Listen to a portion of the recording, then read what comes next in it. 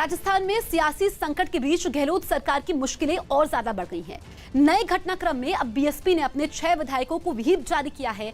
हालांकि ये विधायक पहले ही कांग्रेस में शामिल हो चुके हैं, लेकिन बीएसपी का दावा यह है कि उसके 6 विधायकों का कांग्रेस में विलय असंवैधानिक और दल बदल नियमों के खिलाफ है। बीएसपी की तरफ से जारी व्हीप में अपने विधायकों को विधानसभा में अविश्वास मत आने की सूरत में कांग्रेस के खिलाफ वोट देने को कहा गया है। पार्टी के महासचिव सतीश चंद्र मिश्रा के मुताबिक बीएसपी एक राष्ट्रीय पार्टी है और उसका कांग्रेस में विलय नहीं हुआ है, इसलिए 6 विधायकों का भी कांग्रेस में विलय असंवैधानिक है। पार्टी ने चेतावनी दी है कि अगर व्हीप का पालन नहीं किया गया तो वो विधायकों को अयोग्य घोषित कर देगी। हमने 6 जो एमएलएज हैं उनको इंडिविजुअली और एक साथ भी दोनों तरीके से, और जिसकी कि हमने एक कॉपी माननीय राज्यपाल महोदय को भी दी है, माननीय स्पीकर महोदय को भी भेज दी है, और उसमें हमने ये बातें लिखी हैं। हमने उनसे ये कहा है कि आप बाध्य हैं हमारे व्हिप से, आपका मर्जर नहीं हो सकता, न हुआ है, अगर कागज़ों में करा गया है तो वॉइड है, वो किसी कानून की निगाह में कोई एक्शन नहीं माना जा सकता, इलीगल है, अनकॉन्स्टिट्यूशनल है। एलएसी पर जारी विवाद की वजह से इस बार चीन की राखियों की बिक्री घट गई है। इस त्योहार पर हर साल दुकानें चीन में बनी राखियों से भर जाती थी, लेकिन सीमा विवाद का असर चीन की राखियों पर भी देखने को मिला। दिल्ली के सदर बाजार से सामने आई एक तस्वीर में लोग खास तौर पर देश में बनी राखियों की मांग करते दिखाई दिए। चाइनीज चीजों का जब हम बहिष्कार कर रहे हैं तो चाइनीज चीज क्यों खरीदेंगे? लोगों की इस मांग को ध्यान में रखते हुए दुकानदारों ने भी इस बार चीन की राखियों से दूरी बना ली। आते ही लोग सबसे पहले पूछते हैं आपके पास इंडियन है चाइना, इसलिए हमारे पास इस समय टोटल इंडियन राखी है। सीमा विवाद के अलावा कोरोना महामारी की वजह से भी लोगों के मन में चीन के खिलाफ गुस्सा देखा गया। राजस्थान पर बीजेपी सूत्रों के हवाले से बड़ी खबर आ रही है। बीजेपी के मुताबिक कांग्रेस और गहलोत सरकार की ओर से कोविड-19 पर चर्चा की बात कहकर सत्र बुलाने की बात करना तथ्यों से परे है। बीजेपी की दलील है कि पूरे राजनीतिक संकट में कभी गहलोत ने इस मुद्दे पर चर्चा करने की बात नहीं की, अब क्यों इसकी याद आ रही है। साथ ही अब तक अशोक गहलोत और कांग्रेस ने बहुमत साबित करने के नाम पर सत्र बुलाने की बात क्यों नहीं की।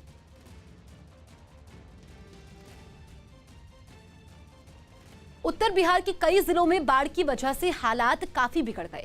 अब तक उत्तर बिहार के 11 जिलों के करीब 15 लाख लोग बाढ़ की चपेट में आ चुके हैं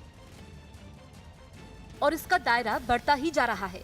समस्तीपुर जिले में तो बाढ़ के पानी ने खतरनाक रूप ले लिया। वहां से सामने आई एक तस्वीर में कई झोपड़ियां बाढ़ में डूबी दिखी। पानी से घिरे कई मकानों की भी तस्वीरें सामने आई, जिसमें एक मकान के ऊपर कुछ लोग खड़े दिखाई दिए। बताया गया कि इन लोगों की झोपड़ियां पानी में डूब गई, जिसके बाद ये लोग स्कूल की छत पर रहने के लिए मजबूर हो गए। इतना ही नहीं, नाव के बिना इन लोगों की जिंदगी पानी में थम गई। कुछ लोग केले के पेड़ से बनाई गई नाव के सहारे अपनी जरूरतों को पूरा करने की कोशिश करते दिखे।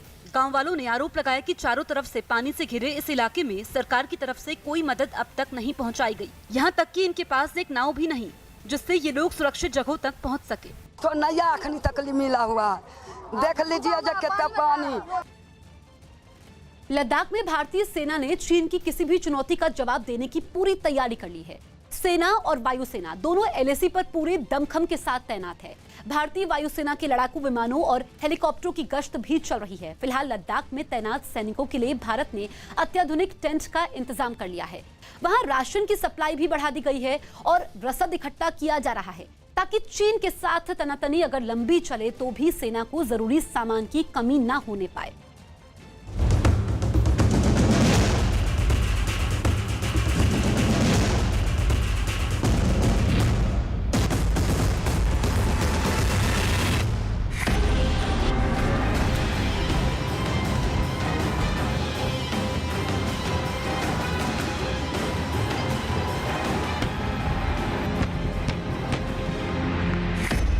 चीन की तैयारी से चौकन्ना हुआ भारत।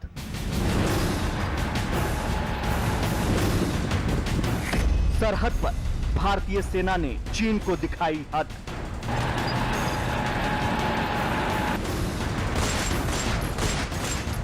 चीन की चुनौती का मुंहतोड़ जवाब देने की तैयारी।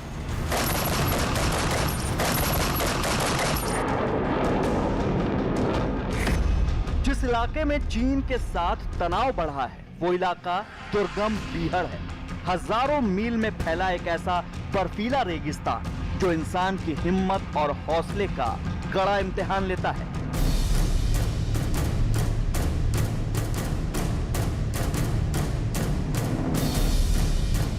अठारह 18,000 फीट की ऊंचाई, जहां एक एक सांस खींचने में दम फूल जाता है, जहां फेफड़ों तक ऑक्सीजन पहुंचाने के लिए जोर लगाना पड़ता है, वहां भारत के जवान चीन की चुनौती के खिलाफ पूरे दमखम से जुटे हैं।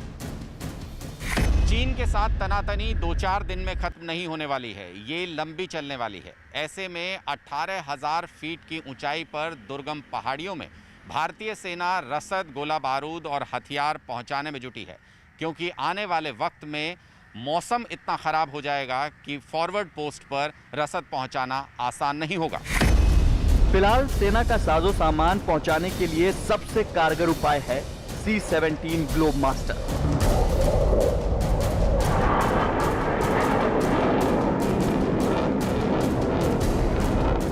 ग्लोबमास्टर दुनिया का सबसे बड़ा मालवाहक जहाज है। इसी के जरिए लद्दाख तक सामान पहुंचाया जा रहा है और वहां से आगे ट्रकों के जरिए फॉरवर्ड पोस्ट तक।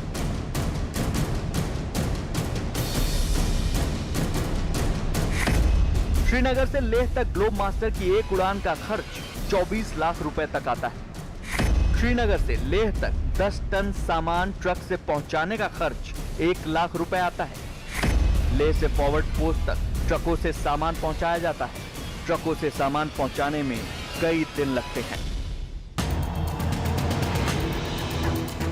जब से चीन के साथ तनातनी बढ़ी है, तभी से लगातार भारतीय सेना का साजो सामान फॉरवर्ड पोस्ट तक पहुंचाया जा रहा है, क्योंकि आने वाले दिनों में यह सफर नामुमकिन हो जाएगा।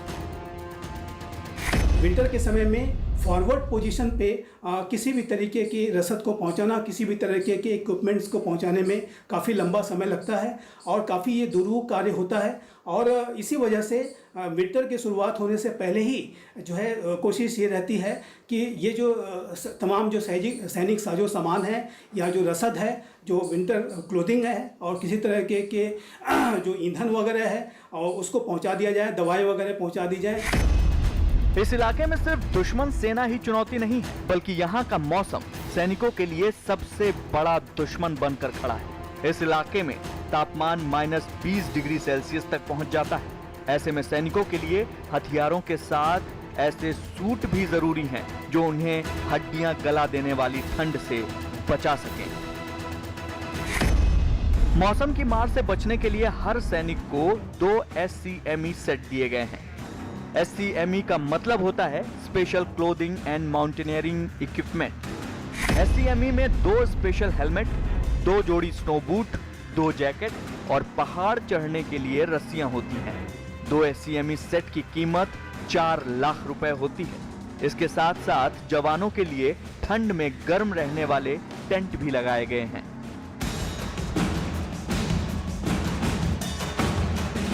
अंदाजा है कि इस साल ठंड के मौसम में भी भारतीय सैनिकों को अग्रिम चौकियों पर ठहरना पड़ सकता है, क्योंकि चीन ठंड के मौसम में अपनी विस्तारवाद की नीति को और विस्तार दे सकता है।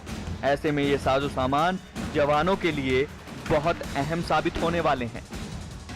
ये जो हाई एल्टीट्यूड क्लोथिंग और इक्विपमेंट हैं, इसमें स्नो बूट शामिल होते हैं, इसमें वेस्ट जैकेट शामिल होती है, इसमें ग्लोव्स शामिल होते हैं, जो है गॉगल्स शामिल होते हैं, जिसके माध्यम से वो किसी भी स्नोफॉल की स्थिति में भी अपनी जो है विजिबिलिटी को बनाए रख सकें। साथ ही साथ उन्हें high altitude pulmonary oedema hypo bag भी दिया जाता है, ताकि वो किसी भी तरह की कंटिजेंसी में हर तरह के उनके पास अपने आप को बचाव के लिए उनके पास उपाय हो।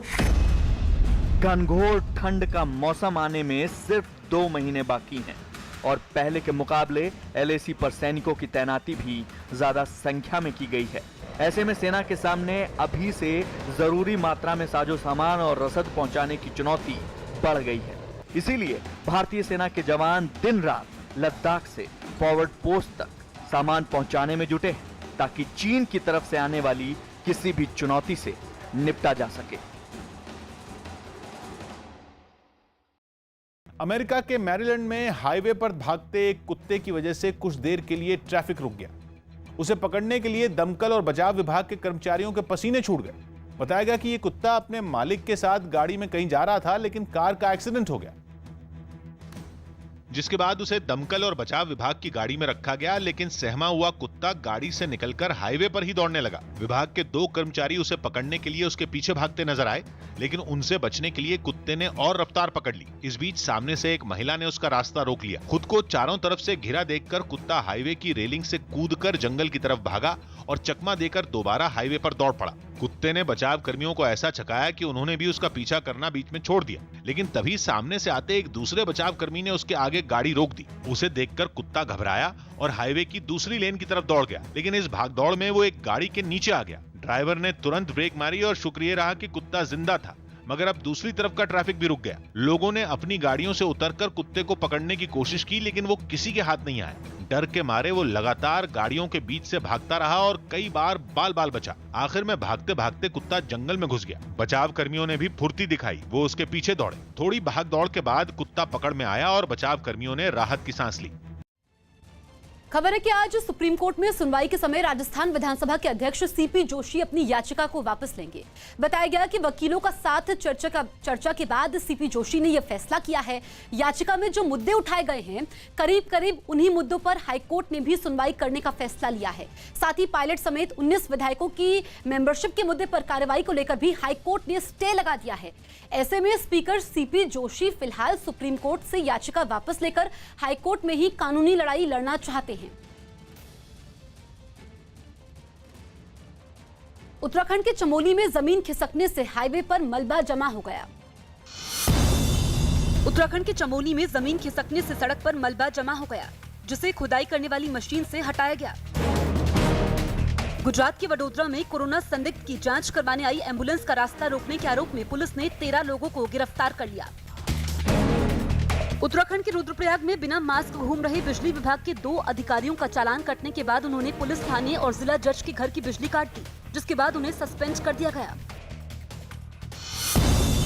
उत्तर प्रदेश के कासगंज में गोली मारकर एक ही परिवार के 3 लोगों की हत्या कर दी गई, जबकि इस वारदात में एक आदमी घायल हो गया। बिहार के 11 जिलों में बाढ़ से अब तक करीब 15 लाख लोग प्रभावित हुए, जबकि इसकी वजह से बेघर हुए करीब 14,000 लोगों को राहत शिविरों में रखा गया। यूपी के आजमगढ़ में एक लड़की के रेप के आरोप में पुलिस ने डॉक्टर समेत 3 लोगों को गिरफ्तार कर लिया। गुजरात के गोंडल में कार और मोटरसाइकिल के बीच जोरदार टक्कर हो गई, जिसमें 2 लोग घायल हो गए। हादसे के पहले से ही कार का ड्राइवर वीडियो बना रहा था, जिसमें दिखा कि बीच सड़क पर अचानक कार के सामने एक मोटरसाइकिल आ गई, जिसे देखकर भी ड्राइवर कार को नहीं रोक पाया और खतरनाक टक्कर हो गई। हादसे के बाद मोटरसाइकिल जमीन पर गिर गई, जबकि कार के शीशे और अगला हिस्सा बुरी तरह टूट गया। ये सब कुछ इतनी तेजी से हुआ कि ना तो मोटरसाइकिल सवार और ना ही कार के ड्राइवर को हादसा टालने का मौका मिल पाया। मोटरसाइकिल पर 2 लोग सवार दिखे, जिन्हें काफी चोटें आईं। बाद में उन्हें अस्पताल में भर्ती करवाया गया। एक और जहां कोरोना काल में अर्थव्यवस्था को चोट पहुंची है और लोगों की नौकरियों पर संकट बनाया है, वहीं दूसरी तरफ गुजरात में बनास डेयरी ने अपने पशुपालकों की आय लगभग 3 गुना करने का फैसला किया है। बनास डेयरी के इस फैसले से 3 लाख पशुपालकों को फायदा होगा। बनास डेयरी को दूध उत्पादन के मामले में दुनिया की सबसे बड़ी डेयरी का दर्जा मिला हुआ है। बनास डेयरी के बोर्ड की बैठक में फैसला लिया गया कि तकरीबन 1100 करोड़ रुपए पशुपालकों के बैंक अकाउंट में डाले जाएंगे। दरअसल इस साल रिकॉर्ड दूध उत्पादन हुआ है। खासकर लॉकडाउन में लोगों की जरूरतों को इन्हीं पशुपालकों ने पूरा किया, जिसके बाद बनास डेयरी ने प्रॉफिट को पशुपालकों के बीच बांटने का फैसला लिया है। बनास डेयरी के जरिए रोज 72 लाख लीटर दूध का रोजाना उत्पादन होता है। पशुपालक की दूध की आय भी 2 गुना हो, ये आह्वान देश के प्रधानमंत्री नरेंद्र मोदी जी ने किया था। बनास डेयरी ने एवरीडे पशुपालक के अकाउंट में 22 करोड़ से ज़्यादा रकम प्रतिदिन जमा करने का काम पूर्ण किया। और आज की एजीएम ने हमने ये भी निर्णय किया कि जो प्राइस दी है इनसे अतिरिक्त 1142 करोड़ रुपया प्राइस डिफरेंट का जो है वो भी पशुपालक के अकाउंट में जमा हो। दक्षिणी पूर्वी फ्रांस के एक इलाके से एक हैरान करने वाला वीडियो सामने आया। वहां आग से बचने के लिए 2 भाई एक फ्लैट से कूद गए। लेकिन नीचे खड़े लोगों ने उन्हें जमीन पर गिरने से पहले ही पकड़ लिया। तीसरी मंजिल पर बने इस फ्लैट में भीषण आग लग गई थी और उसमें फंसे इन बच्चों के पास बाहर निकलने का कोई रास्ता नहीं था। ऐसे में उन्होंने खिड़की से बाहर छलांग लगा दी। 10 साल के बच्चे ने पहले 3 साल के अपने छोटे भाई को खिड़की से नीचे फेंका। बच्चे के गिरते ही नीचे खड़े लोगों ने उसे पकड़ लिया।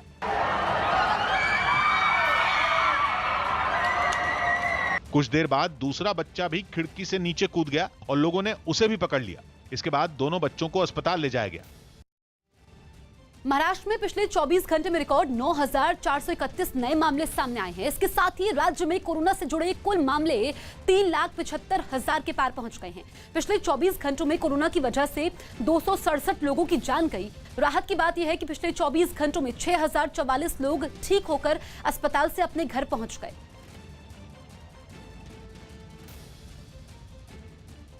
यूपी के कानपुर में 2 पक्षों के बीच सड़क पर जमकर मारपीट हुई। इन लोगों के बीच मामूली बात पर शुरू हुआ विवाद झड़प में तब्दील हो गया, जिसके बाद दोनों पक्ष सरेआम में एक दूसरे पर टूट पड़े। पहले इन लोगों के बीच जमकर हाथापाई हुई और कुछ ही देर में वहां पथराव शुरू हो गया। लोग सड़क पर आमने सामने आकर एक दूसरे पर पत्थर बरसाने लगे। काफी देर तक चली इस झड़प की वजह से वहां अफरा तफरी के हालात बने रहे। हालांकि बाद में सभी लोग वहां से चले गए, तब जाकर हंगामा शांत हुआ। लेकिन इस झगड़े में कई लोगों को काफी चोटें आई। राजस्थान में विधानसभा सत्र न बुलाए जाने से खफा कांग्रेस ने आज देश भर में लोकतंत्र बचाओ संविधान बचाओ अभियान चलाने का ऐलान किया है। कांग्रेस राजस्थान को छोड़कर सारे राज्यों के राजभवन के सामने विरोध प्रदर्शन करेगी। राजस्थान में गहलोत सरकार राज्यपाल से बहुमत साबित करने के लिए लगातार विधानसभा सत्र बुलाने की मांग कर रही है, लेकिन राज्यपाल ने अभी तक सत्र बुलाने का फैसला नहीं लिया है। इसी से खफा कांग्रेस ने आज देश भर में सड़कों पर उतरने का ऐलान किया है। हालांकि पहले कांग्रेस का राजस्थान में भी राजभवन के सामने प्रदर्शन का कार्यक्रम था, लेकिन अंतिम समय में इसे टाल दिया गया। अगर लोकतंत्र मजबूत नहीं होता, पाकिस्तान के हालात होते तो शायद नरेंद्र मोदी जी भी प्राइम मिनिस्टर नहीं बन पाते। उनको सोचना पड़ेगा, उनकी पार्टी को सोचना पड़ेगा कि चुनी सरकारों को गिराने का इरादा छोड़े, तब जाके लोकतंत्र मजबूत होगा। आने वाला इतिहास वरना माफ नहीं करेगा किसी को भी। जो गलती करेगा उसको गलती की कीमत चुकानी पड़ेगी। इजराइल की राजधानी यरूशलेम में पीएम बेन्यामिन नेतन्याहू के इस्तीफे की मांग पर हजारों लोगों ने प्रदर्शन किया। लोगों ने आरोप लगाया कि पीएम और उनकी सरकार कोरोना के खिलाफ जंग में पूरी तरह विफल रही और इस मुद्दे पर हजारों लोग सड़कों पर उतर आए। उन्होंने अलग अलग सड़कों और चौराहों पर जोरदार प्रदर्शन किया। इस बीच उनके हाथों में अपने देश का झंडा दिखाई दिया। साथ ही कई पोस्टर भी नजर आए जिनके जरिए पीएम के इस्तीफे की मांग की गई। इस बीच पुलिस के जवान भी वहां पहुंच गए और उन्होंने एक एक कर प्रदर्शनकारियों को वहां से हटाना शुरू किया।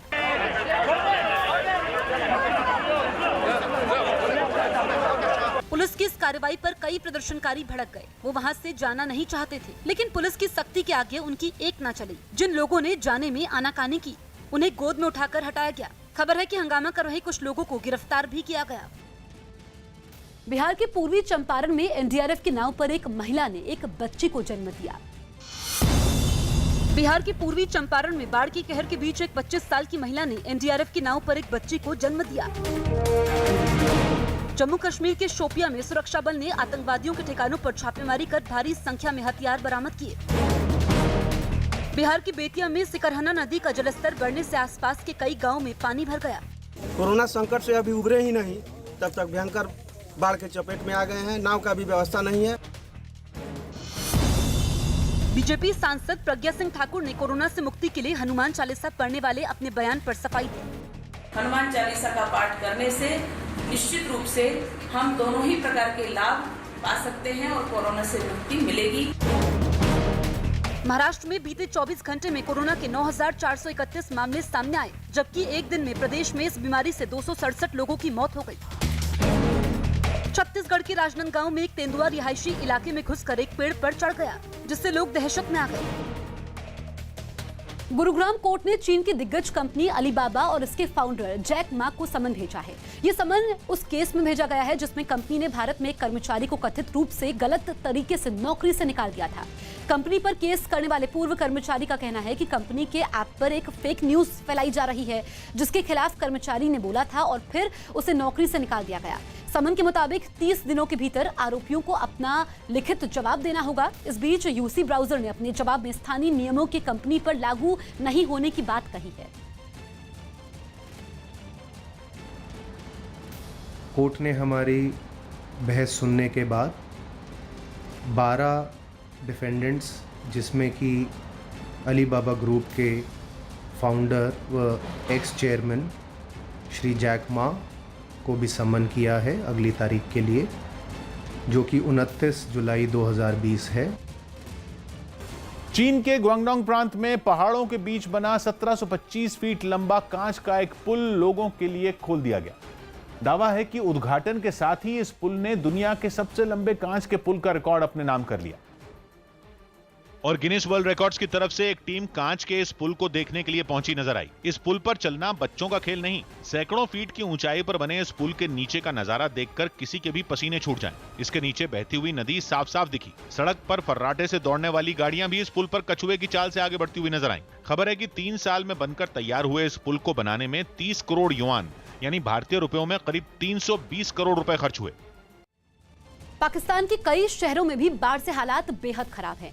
बाढ़ प्रभावित पाकिस्तान के एक इलाके का एक वीडियो सोशल मीडिया में तेजी से वायरल हो रहा है। दावा यह है कि यह वीडियो सिंध प्रांत का है, जहां पर सड़कें पूरी तरह से तालाब बन चुकी हैं। लोगों का आरोप है कि हर साल इसी तरह के हालात होते हैं, लेकिन प्रशासन में उनकी शिकायतों की कोई सुनवाई नहीं होती है। वीडियो में साफ ये दिखाई दे रहा है कि मुख्य सड़क के साथ आसपास के इलाकों में भी पानी भर गया है। हालात ये हैं कि इस बाढ़ के पानी में कई गाड़ियां बह गई हैं।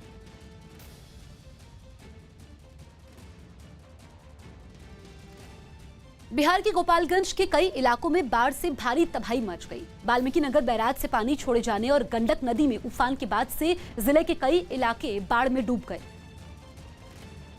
जिससे वहां रहने वाले लोगों की परेशानी बहुत ज्यादा बढ़ गई। सामने आई एक तस्वीर में पूरा इलाका बाढ़ में डूबा हुआ दिखाई दिया। पानी लोगों की कमर तक नजर आया। वहीं सड़क का तो कहीं पता ही नहीं चल पा रहा था। कई लोग तो सुरक्षित जगहों पर जाते हुए दिखाई दिए। हालांकि उन्हें पैदल चलने में भी काफी परेशानी हुई, लेकिन बाढ़ में घर डूब जाने के बाद लोगों के पास कोई दूसरा रास्ता नहीं बचा। क्या करे सर, कोई साधन यहाँ नहीं है, कुछ भी यहाँ नहीं, कोई आते हैं नहीं कोई जाते हैं। हम लोग इधर के इधर फंसे हुए हैं। लोग एक एक कर अपना सामान किसी तरह पानी के बीच से ले जाते दिखाई दिए। उन्होंने आरोप लगाया कि अब तक प्रशासन की ओर से उन्हें कोई मदद नहीं मिली। पीएम नरेंद्र मोदी आज आईसीएमआर की 3 हाईटेक कोरोना टेस्ट लैब का उद्घाटन करेंगे। पीएम वीडियो कॉन्फ्रेंसिंग के जरिए इन लैब का शुभारंभ करेंगे। आईसीएमआर की ये तीनों टेस्टिंग लैब दिल्ली के पास नोएडा, मुंबई और कोलकाता में शुरू होने जा रही है। इन लैब के शुरू हो जाने से रोजाना 10,000 कोरोना सैंपल की जांच हो सकेगी। कार्यक्रम में केंद्रीय स्वास्थ्य मंत्री डॉक्टर हर्षवर्धन के अलावा महाराष्ट्र, यूपी और पश्चिम बंगाल के मुख्यमंत्री भी वीडियो कॉन्फ्रेंसिंग के जरिए इस कार्यक्रम से जुड़ेंगे। महाराष्ट्र के औरंगाबाद में नदी की तेज धार में डूब रहे एक आदमी की लोगों ने जान बचाई। उस आदमी को नदी में डूबता देख आसपास के लोग तुरंत मदद के लिए पहुंच गए और अपनी जान की परवाह न करते हुए उस आदमी को नदी से सुरक्षित बाहर निकाल लिया। इसके लिए 2 लोग पानी में उतरे तो बाकी लोग वहां मौजूद पुल के ऊपर खड़े होकर रस्सी की मदद से उन्हें खींचने में जुटे रहे। इस बीच उन्हें कई मुश्किलों का सामना भी करना पड़ा, क्योंकि नदी में पानी का बहाव काफी तेज था और जो लोग नदी में उतरकर उस आदमी को बचाने पहुंचे थे, उन्हें भी तैरने में परेशानी हो रही थी। उन्हें न केवल खुद को संभालना था, लेकिन उनके सामने डूब रहे उस आदमी को तुरंत बाहर निकालने की भी चुनौती थी। लेकिन सबकी मेहनत से उस आदमी को डूबने से पहले ही नदी से बाहर निकाल दिया गया। जम्मू कश्मीर के शोपिया में सुरक्षा बल ने आतंकवादियों के छिपने के ठिकाने को तबाह कर दिया है। शोपिया के जंगलों में आतंकवादियों ने अपने छिपने के लिए जमीन के अंदर एक सुरंग बना रखी थी। सुरंग के अंदर आतंकवादियों की रहने की पूरी व्यवस्था तक थी। इतना ही नहीं, सेना को तलाशी के समय इस सुरंग के भीतर से आतंकवादियों के कपड़े और कंबल भी मिले हैं। साथ ही मौके से कुछ खाने के पैकेट बरामद किए गए हैं। सेना के आतंकवादियों के ठिकाने के बारे में खुफिया जानकारी मिली थी। सेना को मौके से भारी संख्या में हथियार मिले हैं, जिसमें AK-47 राइफल, ग्रेनेड, चीन में बनी 3 पिस्तौल और एक रेडियो सेट भी मिला है।